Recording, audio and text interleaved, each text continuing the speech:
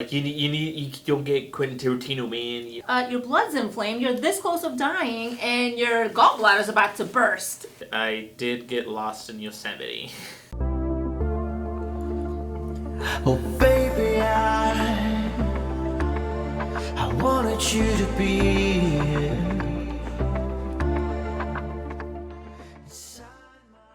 Hey guys, Babs with Bats here. How you doing? I got Aaron. Hi everybody. And then today we are gonna be eating McDonald's. Not had McDonald's in like forever. I got a Big Mac. I know the camera's not that close, but we'll try to like shove it in your guys' face. You know what? Let me see. You gonna try? I also got a Coke. I got a Coke too. I got fries. Diana's already dying. No, I don't know what happened. Just like dust. Yeah, this is my Big Mac. Mm-hmm. Okay. Oh man, I'm so hungry. I'm gonna dig in. What? Nothing. Oh, they screwed you over really bad. What do you mean? Because I asked for a double quarter pound and they gave her a single quarter pound. I told them double and they repeated it back to me. Double. Yeah, what is up with them? I'll have to check the receipt. I made the guy repeat it twice too. That's the problem with McDonald's. No, just any fast food. Well, mostly McDonald's. McDonald's has a habit of having never getting your order correct majority of the time, screwing up on something half the time, and their ice cream machine's always fucking broken. Oh yeah. Yeah, they have a few things that's broken. Yeah. Or ran out of. Yes.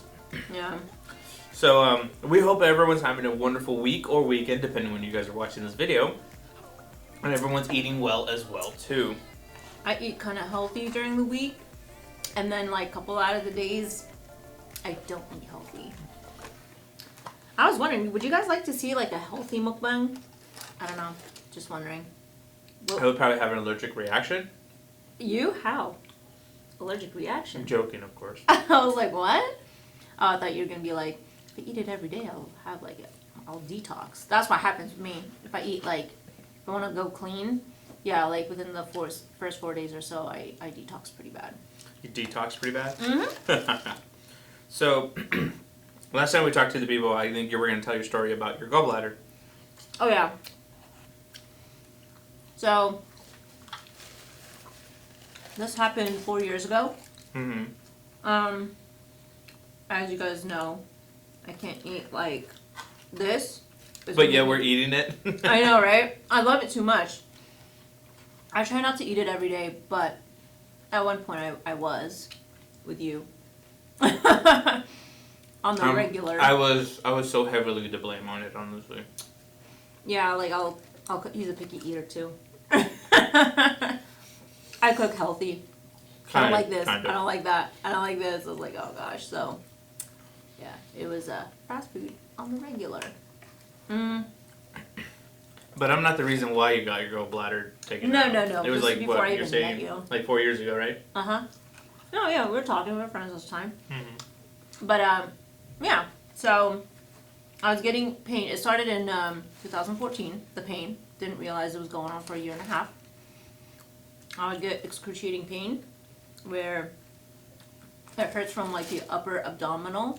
It goes shoots to my heart, and then my left shoulder blade, my neck, and I was getting a migraine. And I was just, I don't want to like. I know we're eating, but I was sick to my stomach. I was constantly puking. Don't mean to get nasty while I'm eating. Yeah, I know, right? But yeah, like it was going on the regular. It was like there's days where I'd feel good for a couple days, and there's days where it'd be like every single day. For the most part, the pain would last few hours, couple hours, sometimes all day long. Oh god, that was the worst. And then one day I wake up really early in the morning, 3 a.m. I remember the night before, I had a big meal at 11 p.m. and it was a burger meal. Yeah, and I didn't realize if you have like greasy food, you're gonna get a gallbladder attack. So. Gallbladder attack. Yeah. Let me get a bite and then I'll tell you guys the story. But as you guys can see, we're in a brand new setting right now. We're definitely in an office right now, but do something a little bit different from our usual car mukbangs that we're in. But let us know. Let us know in the comments down below whether you like us rather in the car or if you like us, in an office like this, if something like this is better. Shooting at our houses has proved to be difficult due to the fact that both our families are kind of chaotic right now. So there's a constant noise. There'll be tons of interruptions. There'll be a ton of cuts. It's usually never really good for a video like that to have tons of cuts in them. I was gonna say my life is like my big fat Greek wedding. You seen it? That's my life. No, it's not. Yeah. Okay. I know for a fact it's not. Maybe when you're working like your wedding gigs and you're doing your makeup and stuff like that. I don't know. Sometimes I'll hang out with you and they'll call me. It's annoying. Well, your family's hardcore. That's different. Yeah. But anyways, continue with Treat your me story. like a child. Okay. So, where I left off where, I wake up at 3 a.m. in the morning, and this time, the pain was really bad.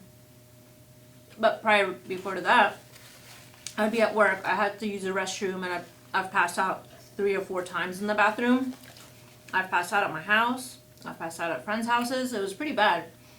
Like, I didn't realize what was going on. I just, I thought I was going to die or something was going to happen. I just didn't know for sure.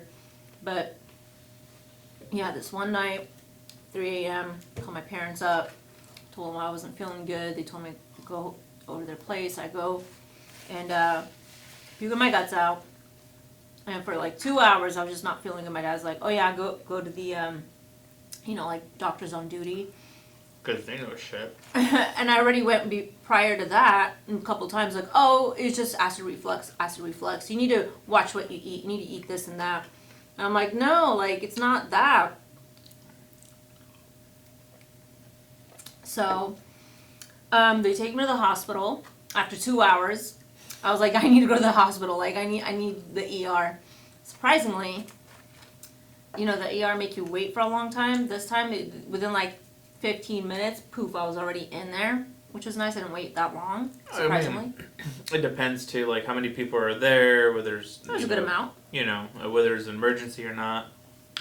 And then so they talked to me, as like, how's the pain, what's going on? So the doctor, I meant to say the doctor, injects me with a painkiller, like something. He just injects me with something to take the pain out. Within like a minute, I was feeling good.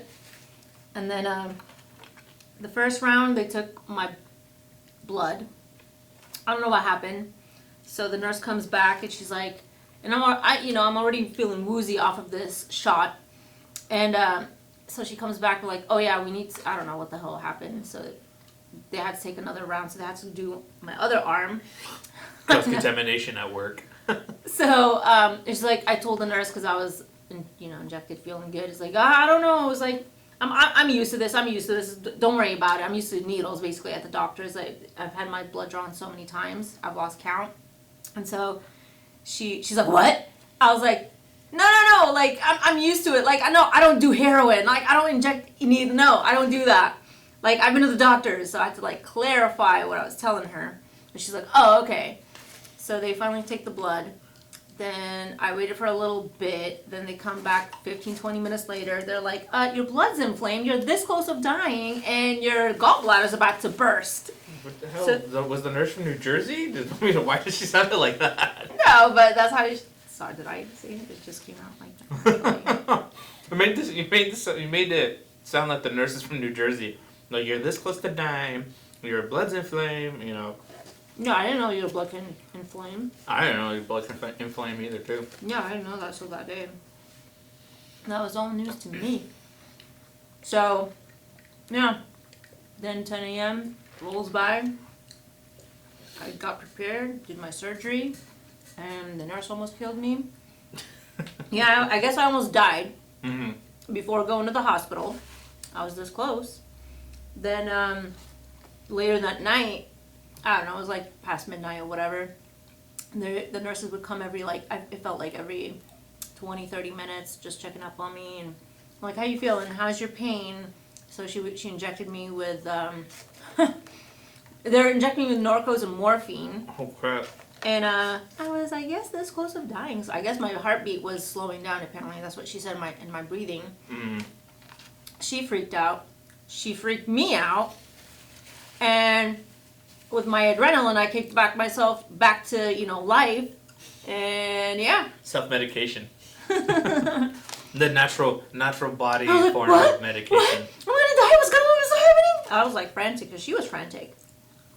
Oh. Good times, guys. Good times. But you're alive and well, though. Yeah, That's good. I am. Even though you don't have a gallbladder, at least you're still able to enjoy certain foods to maximum enjoyment. Yeah. There's like foods where I eat and I get instant stomach ache and I have to use the restroom like a lot. It's embarrassing. It's so embarrassing. People are gonna think you have Crohn's disease or some shit. I mean, not to make fun of the disease or anything. It's a real disease, but just comparing it to that. Yeah, no, I hear you. You know. But, It sucks. no, I mean, yeah, having anything like that does suck, though. You know, it happens to the best of us, honestly, and it sucks. I mean, I personally don't have anything like that, though, but there's been a couple times, too, where I've had to change my diet because, though I didn't see a doctor, but I sometimes where it just feels like I'm having a heart attack, yeah. That's not bad. Yeah, it's just mostly chest pains, and just to find out later, it was just mostly because of me working out really hard. So it has nothing to do with my diet. So I'm just like, okay, cool. But it is what it is. Mm-hmm. Well, will you go ahead and eat for the audience? I will tell a story. Yeah. Not as life-changing and altering like yours, but one time as a kid, I did get lost in Yosemite. National Park. It wasn't. I know you've been there. Huh? I know you've been there. Yeah, it was one time. It was on my dad's side of the family. It was when I kind of reconnected with my dad, and I was like 10, I think. And we went to a family trip with my dad's side of the family. We went to Yosemite National Park. We went to go have fun and stuff like that. Well, I was 10 and I was afraid of heights, so still technically am, but I have better control over it than I did when I was younger. And so I decided to stay behind. I stayed behind and to wait for them till they get back. Well, I didn't have a sense of time as a kid. So it probably something that was like, 5 minutes felt like an hour because I was scared. I was alone. I didn't know what to do. They all took off. I told them I'll wait right here. And again, I had no sense of time. I could have been waiting 15 minutes, and I was freaking out, being like, "What's taking them so long?" So they went through the waterfall, and I kept asking people that are coming back from the waterfall, saying like, "Have you seen this family, or have you seen anything?" Most of them will say no and stuff like that. So one group was kind of like scared for me, so I went with them, and and then I went with them, and my family was like losing their shit, like just like, oh my god, like we never should have left him there. And stuff, like, But then again, like, a lot of my family were young, and my dad's an idiot, and still is till this day, but that's a different time, it's a different story. But, like, yeah, I went with them, and then the sheriffs came, and then I was in the cop car for a while. At least the camp people kind of fed me, and it was really cool. And then my family finally kind of reported me missing, and then I finally got reunited with them, and they were just like freaking out, like, "Why'd you take off?" Like, I didn't know you guys were taking too long. It's like we were gone like less than 20 minutes or 30 minutes or something like that. And then I'm just like, I don't know. I don't have a watch. I don't have a sense of time. I was young, so it wasn't a traumatic effect. Because I still don't mind going hiking, I still don't mind going to the parks, and I don't freak out when I see waterfalls. So I think it would be more traumatic if I actually wandered off on my own and then got lost that way. But since I didn't, and I went with another camper group, everything was fine. So that was fun within itself. Yeah. And I already finished my food because I try to take small bites and I try to last long as I can, but I ate real fast because Diana was telling her story. Yeah, when I ordered this stuff, I asked them I wanted a Royale with cheese. No, I'm just kidding. Pulp Fiction reference. Yeah. I love that movie. It's a good movie. It's a really good movie. I think one of Quentin Tarantino's best movies, honestly. I agree. My So, favorite filmmaker. We saw Once Upon a Time in Hollywood. Once Upon a Time in Hollywood, which was a really good film, honestly, and definitely a good love letter to Hollywood of Quentin Tarantino's and stuff. And he really encapsulated the time and stuff like that, and it's so weird to see everyone somewhat divided about this film, and people kind of missing the point, I guess, on some of those on some people. Not everyone though, you know. It's just like you don't get Quentin Tarantino, man. You know, you need to get Quentin Tarantino. I'm like, no, you don't. You just need to understand like whether it was a good movie or not. You know, every movie is what is it? Subjugated to criticism.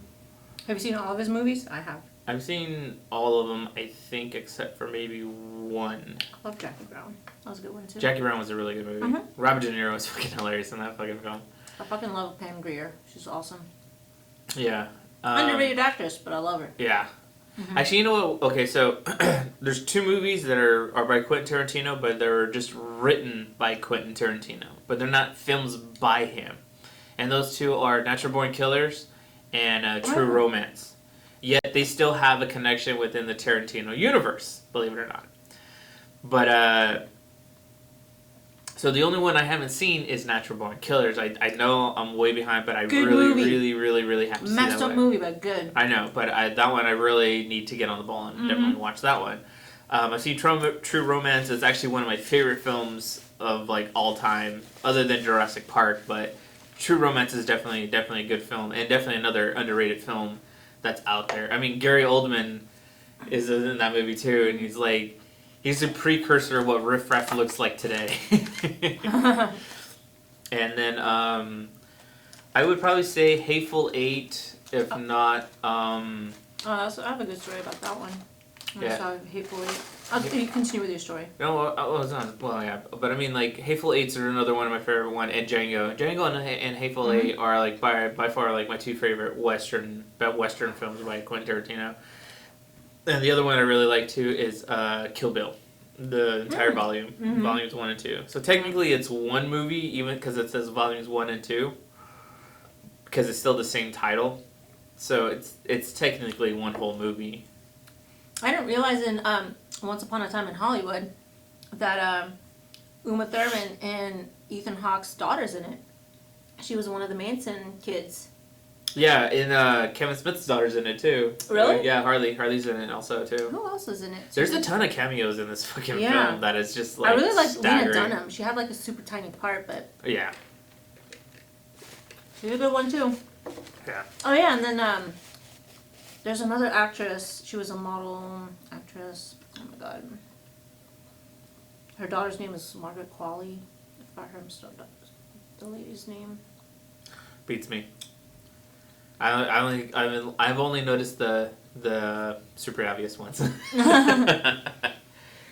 Andy McDonald something. McDonald is the actress's name. Oh, I forgot. We had McDonald's. I don't know what you're talking about. Maybe you still have McDonald's on your mind. No, that's her last name. Yeah, but I was gonna say something. Oh yeah, about Hateful Eight. Not a funny story, stupid story, but when I think about it, I'm like, oh my god. So when the movie first came out, I wanted to see it really bad on DVD. I didn't get to watch it at the movie theater. I was a little bummed out, but when it finally came on the DVD, I got to rent it, and then I watched it with Where'd you rent it? it wasn't me, it was Miles who rented it. What? Oh, okay. Because I was about to say, like, Blockbuster's been gone forever. No, we rented it from what is that called? Yeah, Redbox. Redbox, Okay. yeah. I'm not much of a renter from Redbox, but yeah. So we rented it, and I didn't really enjoy the movie because I didn't realize like they were saying like some racial words in there. Yeah, but I mean, come on. I know, and it's a Quentin Tarantino, right? And so my ex is like a quarter black, German and Mexican or whatever. And he's sitting there, like, he's like about the, like, black people, he's super, like, overprotective. And he's like, oh, you're racist for watching. I'm like, I didn't even know that. I didn't even know. I'm sorry. Oh, my God. I did not hear the end of it. And I just, like, he just turned it off. I'm like, what a... No. Anything that had, like, and I didn't even know, had some sort of racial, apparently I'm racist. Like, I knew about it, but I didn't say anything. I'm like, no, I did not know, because you know how the previews show you, like, little bits and pieces and that's it? Yeah. Stupid. Hateful Eight? Yeah, they use some. Yeah, I know they use some racial slurs, though, but, like, one of the main characters is Samuel L. Jackson, though. And he's, like, and there's no portrayal of slavery in that one, unlike Django Unchained. I know. Which is weird. Yeah. You know, I mean, I don't know. I guess it is what it is, though. Mm-hmm. But, I mean, that's your past, though. At least you're not with that guy anymore. Thank God. Just brought back memory. It's a little story time. But, yeah. Right. Mm-hmm. I think, most films nowadays are just... It's hard, though, because, like, lately it's definitely been, people trying to put their political correctness of this time and era on older films and stuff like that, and it's very hard, though, and, it makes sense, though. It really does, because there's a ton of movies, like, in the 80s that would just not, like, fly in today's standards. But then again, there's still movies that are coming out that they're pushing the envelope. They keep doing crazy and stuff in there that does do things or say or take plot lines and stuff like that from the 80s, and yet people don't realize it, though, sometimes. Mm-hmm. It's weird. It's really, really, really, really weird, man. With movies, I love movies. I like to go to the movies. It's always good to see something at the movies, and it's always different every single time, you go to the movies. The experience is really good, and I like it. I like watching movies with a really good crowd. I think the one time maybe we had a bad experience with a shitty crowd was probably when we went to go see the movie Us. Yeah, there was just, I think someone was drunk, and then someone tried scaring their friend at, like, every jumping moment, and then there was, like, a kid in there. I didn't pay attention. Well, the kid I remember, but everybody else I just ignored. Yeah, and then there was, like, a group of kids on the other side of down the aisle from us that were always, like, chit-chatting, too. It's just like, Why did I not hear them except for the baby? That's so weird. I don't know. And you were closer to the kids, too. You were way closer to those kids. I think I just ignored them. I just tuned them out. Probably. But I'm really good at doing that. When you buy a ticket to go to the movies at the movie theater, you should, have a good experience. Everyone should shut up and have a good time and have a shared experience. Like anytime we saw like the Marvel movies, everybody was with the crowd. The crowd was great. Everyone was rolling with it. Mm-hmm. Same thing with Quentin Tarantino's films too. Everyone was quiet. Everyone was watching a good movie. And that's how it should be. Mm-hmm. I agree. I've talked about theater etiquette so much on my podcast with the guys, where we're just like, it's just. It just sucks. No matter how high these ticket prices go, it's still not going to prevent shitty people going to the movie theaters. You know what? I went once to the, when I went to LA to the Grove. You know how much a movie ticket is at the Grove? About $18, $20? Like $17.50. Yeah. Almost 18. I'm like, oh my God, that's so expensive. But the only reason why they do that, though, is so they could try to keep all those shitty people out that talk, that go on their cell phones, the ones that are just horrible. But there's a small demographic of them, and it doesn't matter too. Like it's. I think one of the best lines I've ever seen in a TV show is Gil Grissom saying from CSI, the original one is the rich is just as devious as the poor. Oh yeah. And it's just like, if you have the $17 to go see a goddamn movie, then go for it. I'm already having a hard time dealing with $12 over here. You know what? Actually, when I went down to LA, like back in 2008, I went to go see a matinee. I'm not kidding you. The tickets were $11.50, and I'm like, what the? I was like, a matinee is like $6. This is when I was living in Seattle. This is back in 2008. Yeah, so a matinee is $11.50 there, which is normal price here.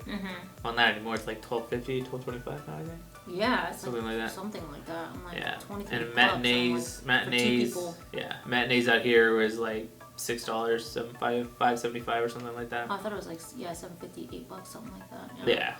It's ridiculous. I remember when going to the movies back in the late 90s or mid 90s at nighttime was like $7. I remember going to the movies in the 1900s was a nickel.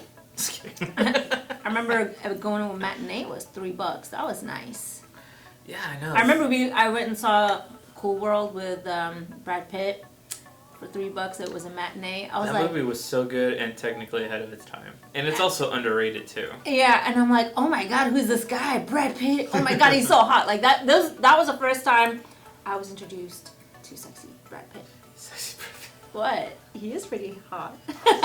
He still is, man. Still is. That's what I just said. He still is. It still is. We like seriously. If you see Once Upon a Time in Hollywood and you see Brad Pitt like in that movie, here you guys. I'm just like chiseled. I'm like, you got it going on, Braddy boy. Fuck, I gotta quit eating McDonald's so I can get like that. But yeah. Yeah. Okay, guys. Well. Thank you for enjoying us with this mukbang. Yes. Thank you for watching us. Until next time. So. Well, I guess I'll have to do the outro since you're not very good at doing that. I know, I'm so bad with the outro. All right, Diana, where can your followers find you? You guys can find me on Instagram at BabsUbats. And then you guys can go ahead and find me on a slew of garbage, but honestly, you guys can find me at the Cinema Space Podcast. That's on iTunes, Spotify, and Podbean. I'm also on Twitter, of course, at Cinema Space Pod. I should really be a little bit more active on that, honestly. But you can also find me on Vero and Facebook at Cinema Space Podcast. It's where basically me and my friends talk about movies all the time and all the cool stuff that we're talking about. So I think by the time this video airs or before this one is, I think our next one we're going to be talking about Wu Assassins that's currently streaming on Netflix. So yeah, so if you like this video, please like, share, subscribe, hit the bell at the right hand corner to be notified when the next video is up. You guys all have a wonderful day and take care and bye-bye. Bye, guys.